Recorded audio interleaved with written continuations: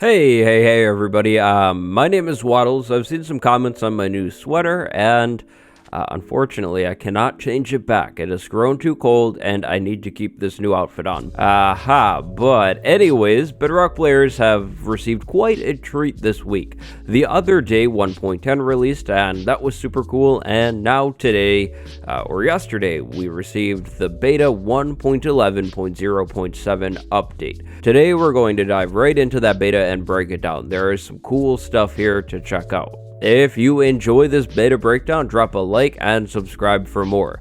Look out for episode 2 of our brand new series tomorrow. It's all about building. So what do we have new this time around? Well, we have some more villager trading changes, some raid changes which are pretty cool, block changes as well, and then accessibility stuff. So let's actually start out with the accessibility changes. Back here on the menu, we can find the change. This is a pretty small change, but a nice one nonetheless. Players can now use the bracket buttons if you're playing on Windows 10 Edition to scroll through these menus. You can notice that symbolism right up here at the top, which is kind of cool, and I do quite like the accessibility changes that the devs are making this time around.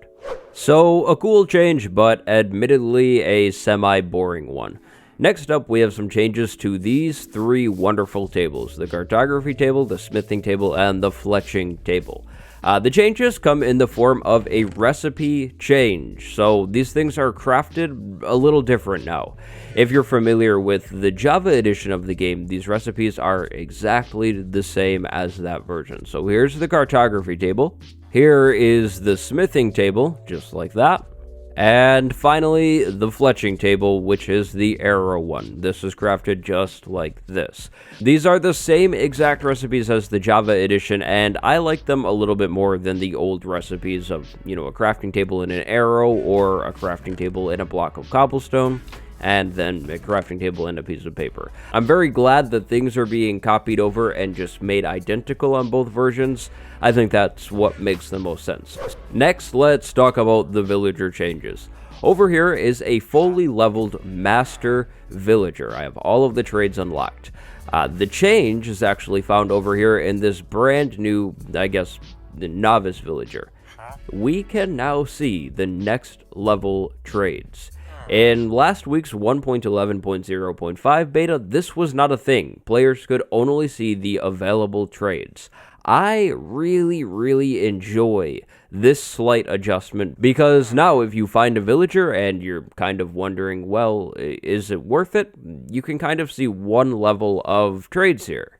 Maybe you're totally convinced with this stone trade right here, and you think 1 emerald for 4 carved stone, that's such a steal. Well, now you'll only have to right-click on whatever trade you want to actually begin trading. This cuts out that whole dragging the emerald up to, the trading spot step. As long as you have whatever you are paying with in your inventory, you can actually do the trade by just simply right-clicking. This is absolutely amazing. I love this, and it just speeds everything up. So there we go, we have an apprentice villager now, and we can see the journeyman trades. I really hope this is the finalized version of this whole trading AI, because I think the system is perfect. A little teaser is amazing. So the right-click thing and then the teaser, that is just about it for the villager trading changes. Now we need to take a look at the raids.